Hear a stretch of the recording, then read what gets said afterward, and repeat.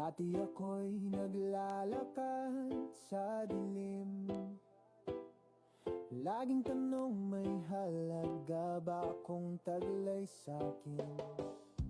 Akala ko'y kailangan magsikap para mahalin, ngunit natutunan kong ang pag-ibig mo'y hindi ganon. Di ko kailangang patunayan, di ko kailangang bayaran.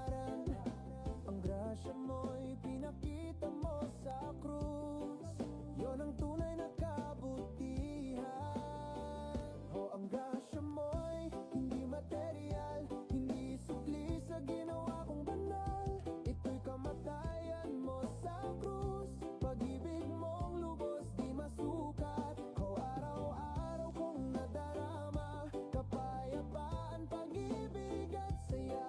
Di ko man karapat-dapat, o Diyos, grasya mo'y sapat.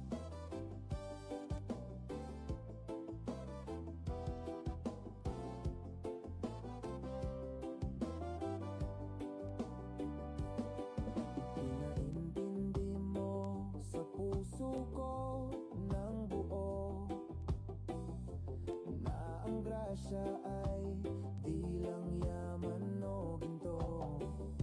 Ito'y pag-asa sa gitna ng problema. Ito'y buhay kahit puno ng dusa. Di ko kailangang patunayan, di ko kailangang bayaran. Ang grasya mo'y pinakita mo sa krus, yon ang tunay na kabutihan.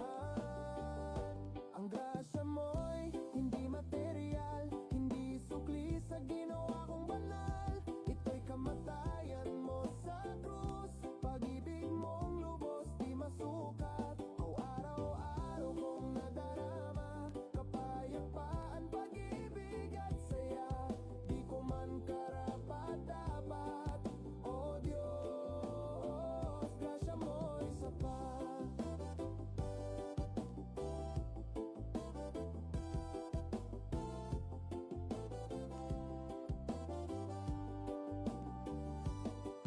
O sa takot may grasya, o sa hiya may grasya, o sa duda may grasya, o sa krus nandun ang biyaya. O di ko ginawa para ito'y Yan, hello po, a blessed, joyful Thursday evening sa bawat sa po sa atin. Yan po, at hello everyone, shout out sa bawat sa po sa atin, and welcome po ulit sa ating pong Global Harvest Goshen Ministry Real Life Issues. So bago tayo magsimula ay mag-offer tayo ng ating papuri, pagsamba, pasalamat sa ating Diyos, at bigyan natin siya ng pinakamataas na ating pagpupuri, pagsamba, salamat. Awitin natin po itong Halina't Purihin ang Diyos mula kay Pastor Boy Baldonado. Praise be to God.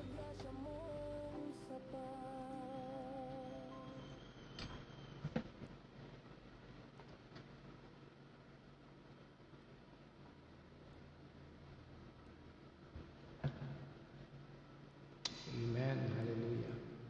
Purihin ka, O Diyos.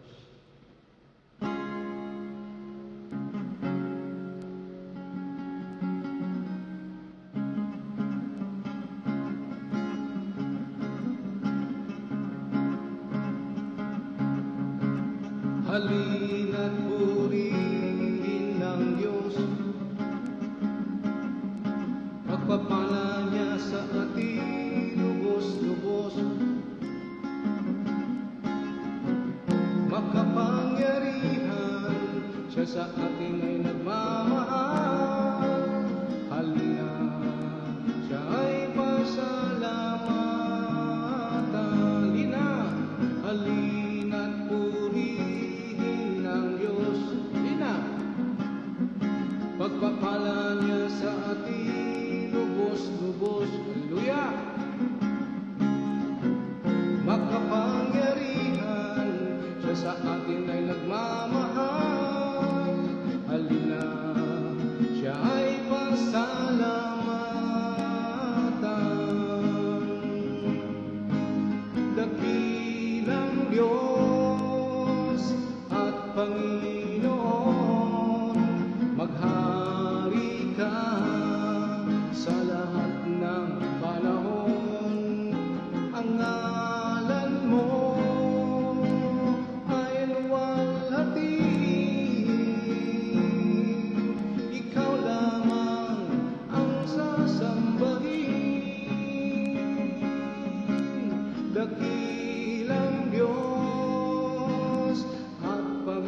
Panginoon, maghari ka sa lahat ng panahon.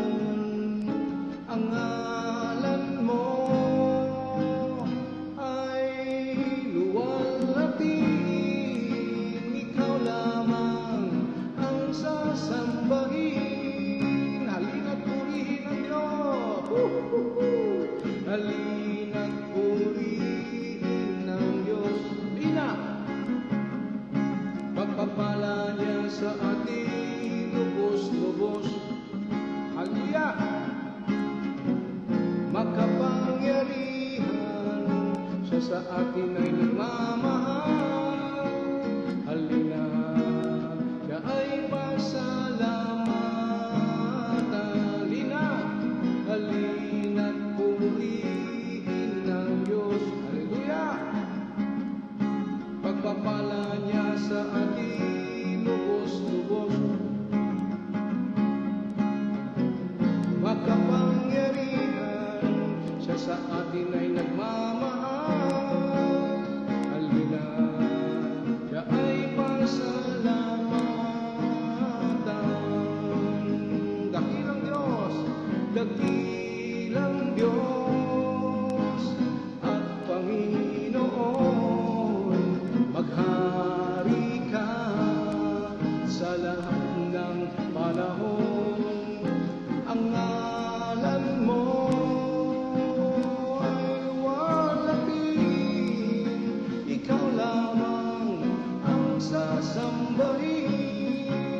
Dakilang Diyos, dakilang Diyos at Panginoon, maghari ka sa lahat ng panahon. Ang ngalan mo ay luwalhatiin, ikaw lamang ang sasambahin. Minsan pa, dakilang Diyos, dakilang Diyos at Panginoon, maghari ka sa lahat ng panahon. Ang ngalan mo ay luwalhatiin, ikaw lamang ang sasambahin. Halina't purihin ang Diyos. Woohoo! Halina't purihin ang Diyos. Ang papala niya sa ating lubos-lubos. Makapangyarihan, siya sa atin ay nagmamahal. Halina, siya ay pasalamatan. Halina, halina't purihin ng Diyos. Woohoo! Halina!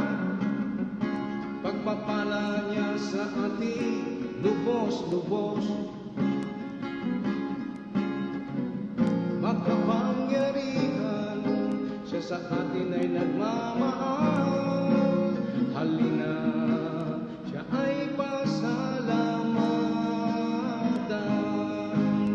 Dakilang Diyos at Panginoon, maghari ka sa lahat ng panahon.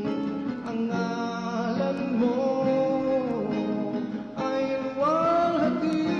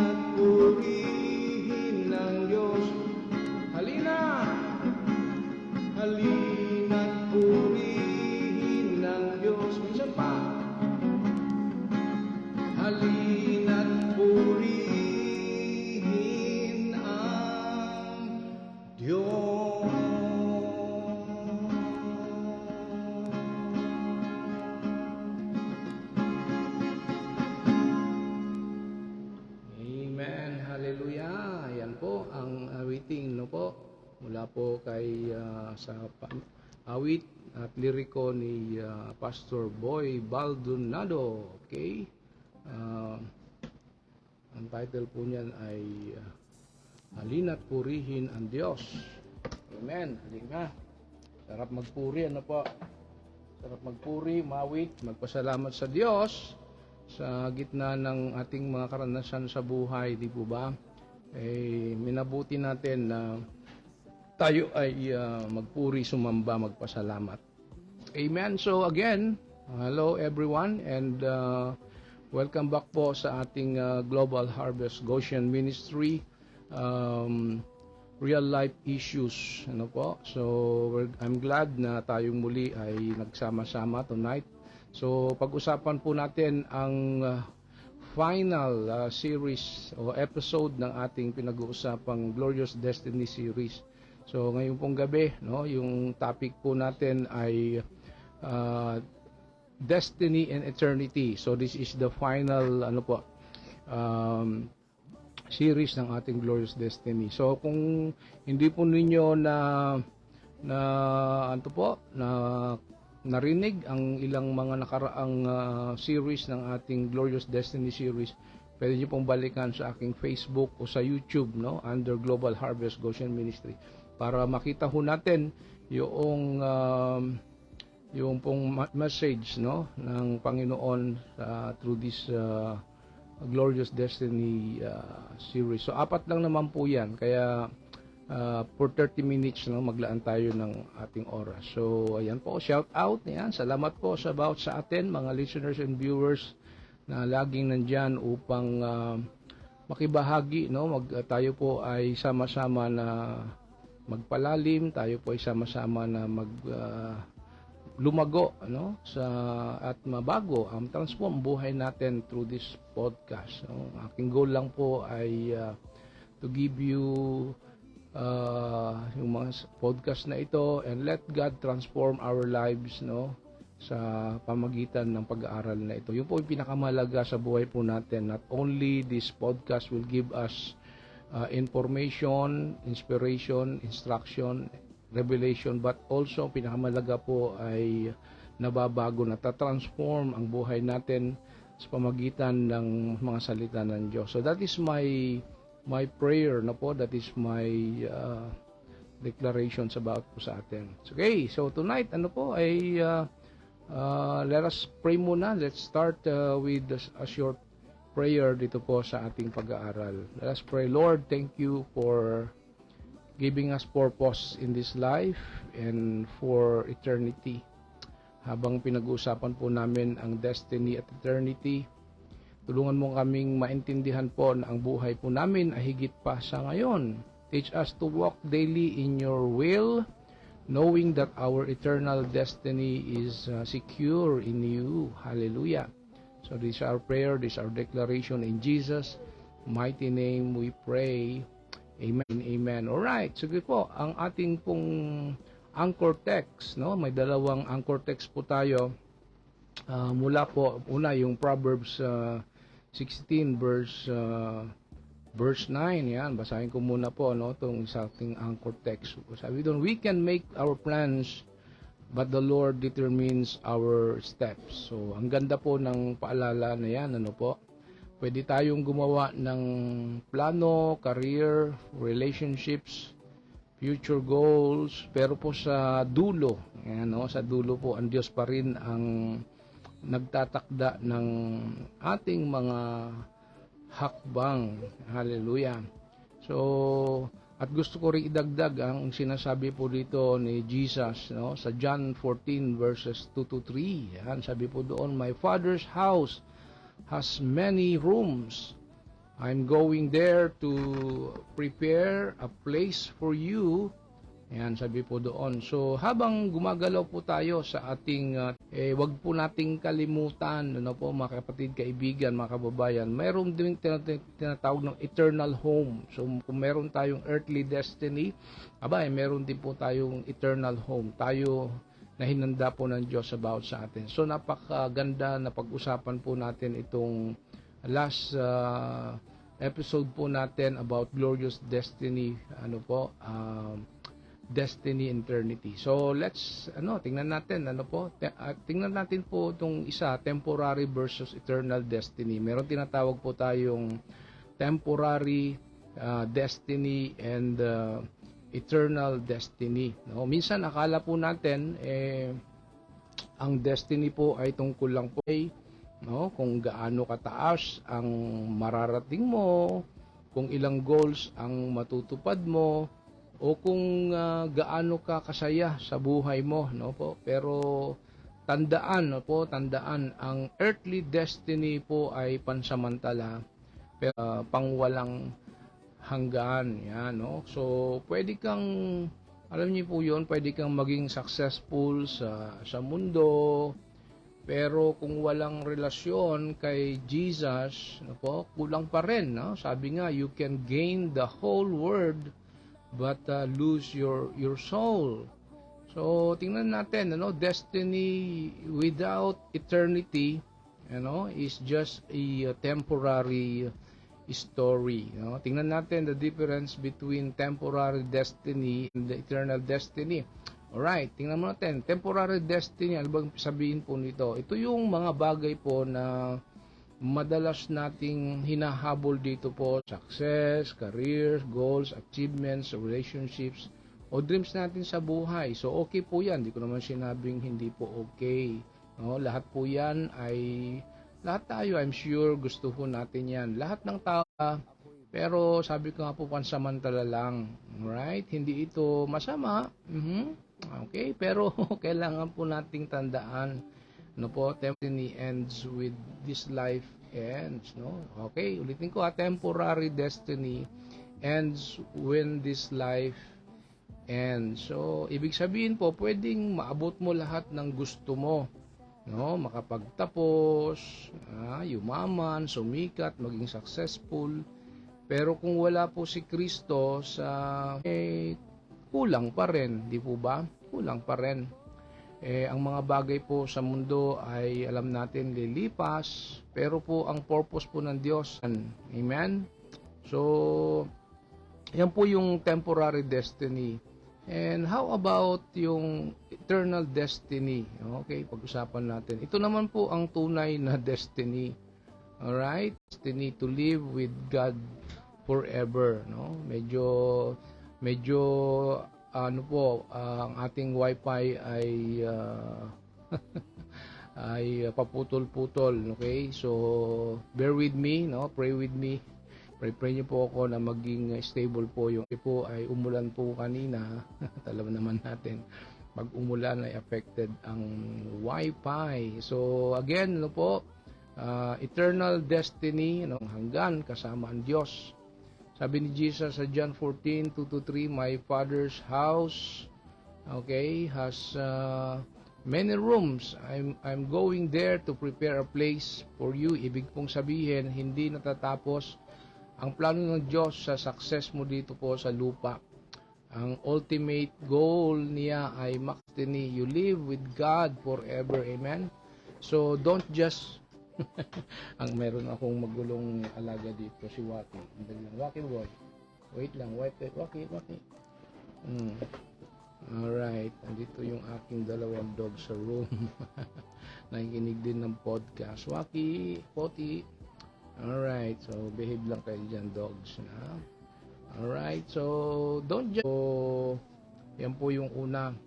Alright, so medyo nawawala ang ating paki-off nga yung cellphone mo, dear, yung wifi para hindi magtaw. Paki-off yung ibang wifi, please. Okay. Sensya na ho, medyo ayan, full po ang wifi natin. Okay. Ayun.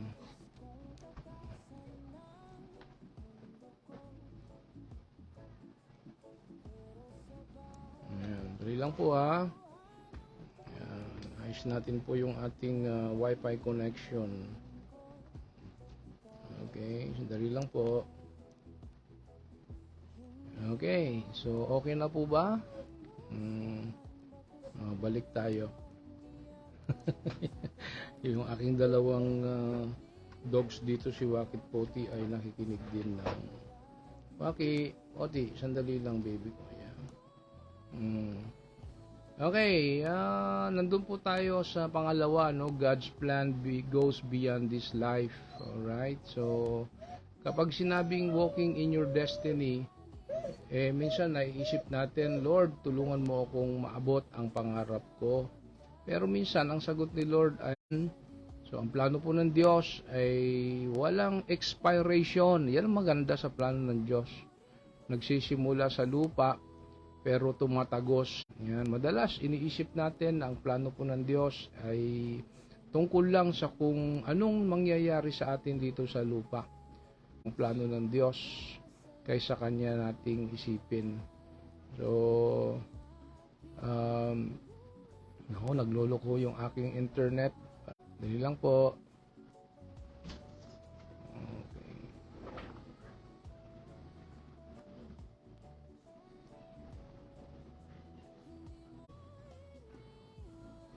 Yan, nako. May problema po sa ating internet connection. Alright.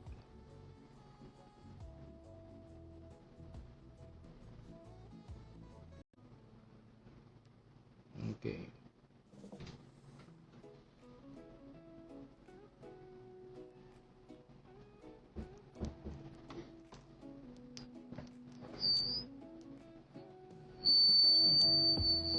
Hindi ko man laging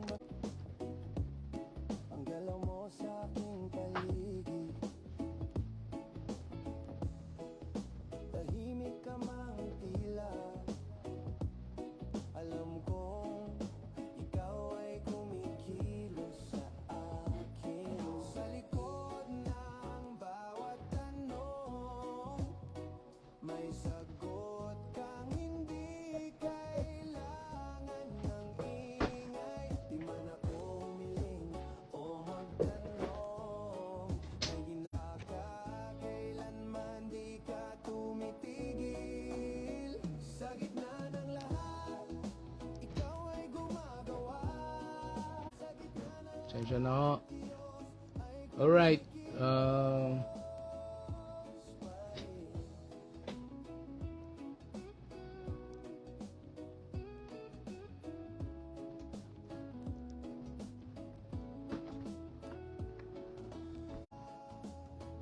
sa gitna ng lahat.